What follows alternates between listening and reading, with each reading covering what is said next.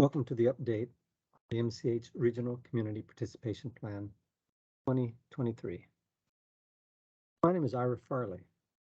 I'm a health educator for perinatal reproductive health in the maternal child health service area at the OSDH. Thank you for reaching out to your local communities with family planning activities during the 2022 season.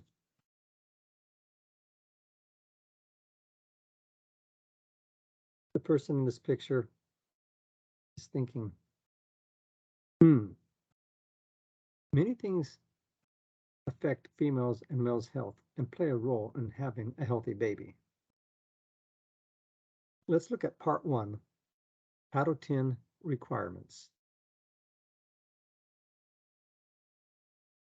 Our agenda, we'll go through the Code of Federal Regulation, also called the CFR requirements, and we'll look at Title 10's purpose of the RCPP.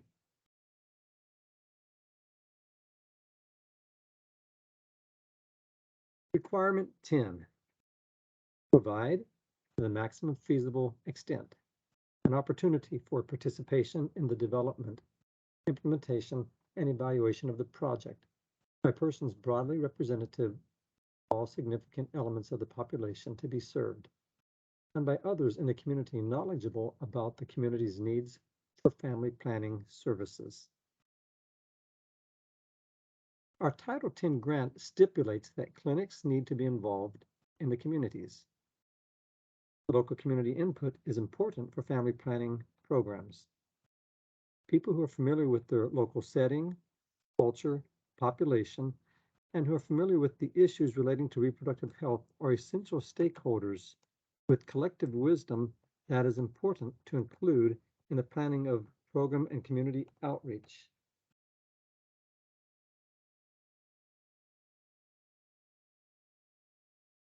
Requirement 3.I. Provide for opportunities for community education, participation, and engagement to achieve community understanding of the objectives of the program. Title 10 education means to educate people and clients regarding the family planning services offered to the public. Think of it as the golden egg of education.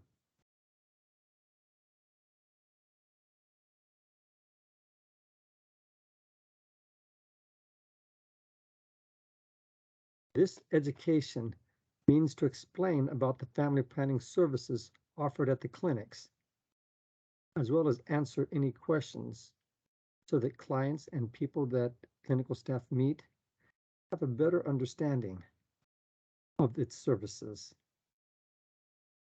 This will increase their likelihood to utilize the county health department services. So the golden eggs in this picture are colored eggs that are the services of the clinics in family planning include contraceptive, pregnancy testing, counseling, achieving pregnancy, basic infertility services, and preconception health.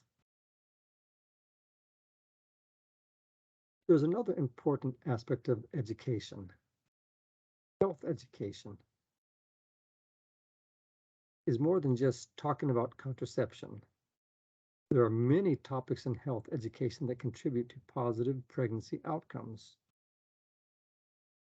In this slide, there's a picture of a nest, and in the center of the nest we have health education, and surrounding the nest are many topics related to positive pregnancy outcomes, including drugs, alcohol, communication skills, decision-making skills, domestic or dating violence, HIV, AIDS, or sexually transmitted diseases, healthy relationships, health services, including contraceptive and reproductive, health issues, male involvement, responsibility, that is, reproductive responsibility, media influence, nutrition, obesity, parental involvement, physical activity, preconception, interconception health, safe for sex, sexual coercion, sexual responsibility, teen pregnancy issues, and youth development. In this slide, we see health education and Title X education working hand in hand. Here is a scenario. The setting is in a local high school where the county health department staff is doing a health lecture on sexually transmitted diseases and infections. This causes students to contemplate the implication of possibly getting pregnant while maybe carrying an STD or STI. A student raises her hand and asks about contraception that is safe and can help students access contraception. Safe meaning that it would help prevent an STD or STI.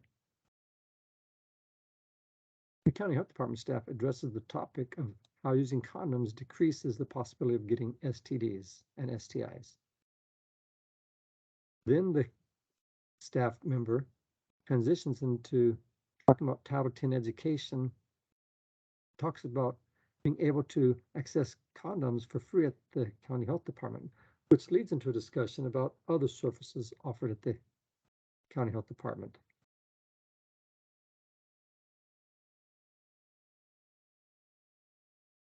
Requirement 3.III.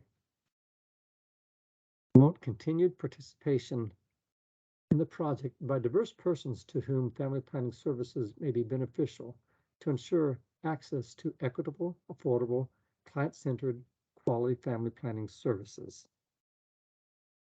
In order for this to happen, the community needs to become aware of the family planning services that the contract agencies offer. That's where promotion comes in.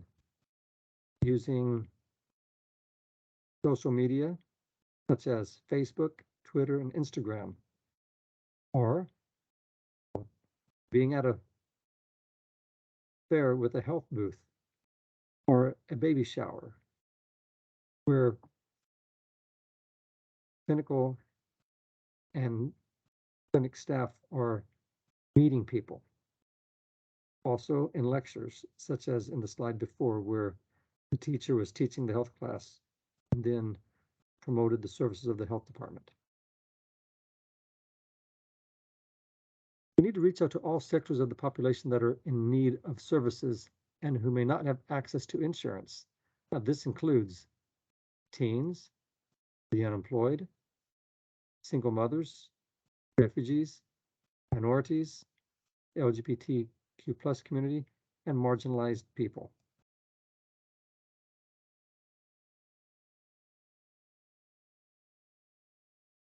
Requirement 3.II.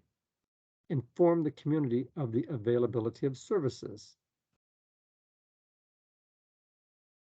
Female services include physical examination, pap smears, breast exams, screening for sexually transmitted diseases and HIV, birth control, pregnancy diagnosis, counseling, and referrals. Male services include physical examination, instructions in testicular self-exams, examination of the prostate as appropriate, screening for sexually transmitted diseases and HIV, education and counseling on methods to prevent pregnancy, and counseling and referrals.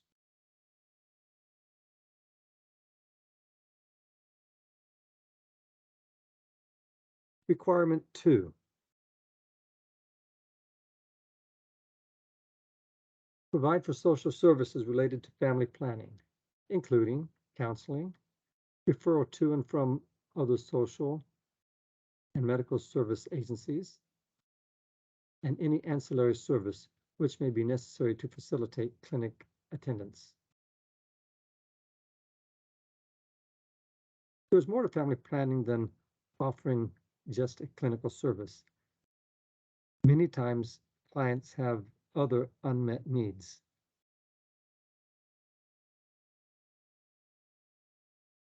There are a variety of ancillary services that provide support for people in the community that can benefit from family planning services, such as transportation.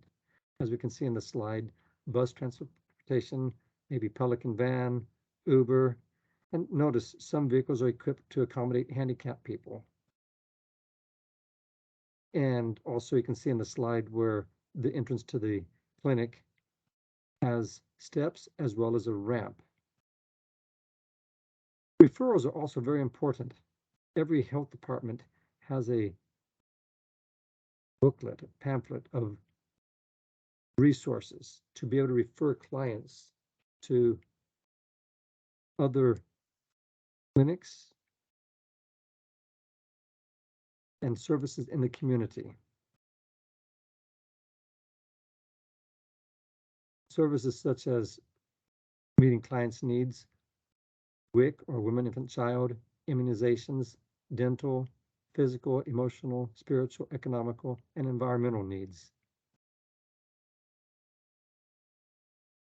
Counseling is also important. People come to the health departments with their own unique set of circumstances and challenges and may need counseling beyond family planning issues.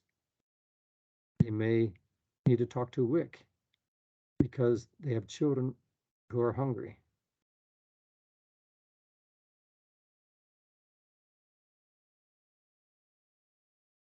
Family planning, as we see in this slide, has three areas. The core area, the nucleus of everything, are the direct services that we've been talking about already. The direct services. Then there are related preventive health screening services such as breast cancer, cervical cancer, diabetes, mental health, obesity, and smoking. There are also other preventive health services, for example, lipid disorder.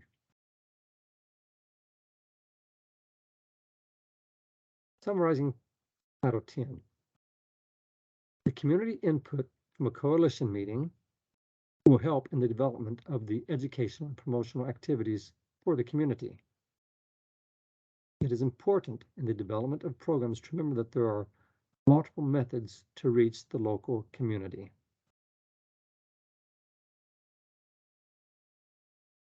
Needs assessment. Title 10 emphasizes that community education programs should be based on the unique needs of the community. There are some ways needs are identified in your communities. Maybe a request from an outside organization, school, nonprofit organization, requesting HIV education, or county health department staff, such as a health educator, talks with young adults from the LGBT community at a local county fair at their health booth. They learn that the young people have taken risks with their sexual behavior, and they are now concerned that they could have an STD or something. Then there's a request from local community members. In this example, of grandparents raising pregnant teenagers, and the grandparents are at a loss to know how to best help their teens, as well as bring out changes that would diminish this problem, the community of teens getting pregnant. Then there's the Youth Risk Behavior Survey, or YRBS, which and other data sources which identify high-risk indicators. For example, an increase of vaping among males between 14 and 16 years old. Many needs are identified in the State of the State's Health Report, as well as the Oklahoma Needs Assessment. The Oklahoma Needs Assessment narrative is now on SharePoint, as you can see in this slide. If you go to the Family Planning Clinical Hub, and then scroll down on the home page to the bottom, you will find quick links, both the State of State's Health Report and the 2019 OK Needs Assessment. And of course, at the bottom of the slide is the hyperlink to the Oklahoma Service Area Needs Assessment only.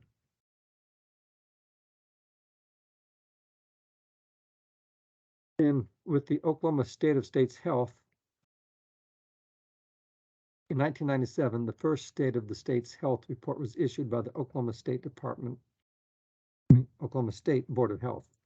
A little over 20 years later, a new platform providing more data on more than 50 indicators related to health brought to an interactive website.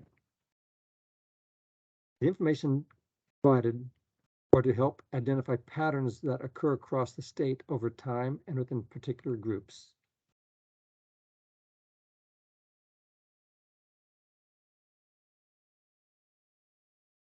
We have completed this training for understanding Title 10. This is a series for this video conference that has 3 parts. You only need to sign in once for the video conference training. And this is the hyperlink as well as a QR code. If you know how to use the QR code by scanning it, then it's very easy to complete the sign-in.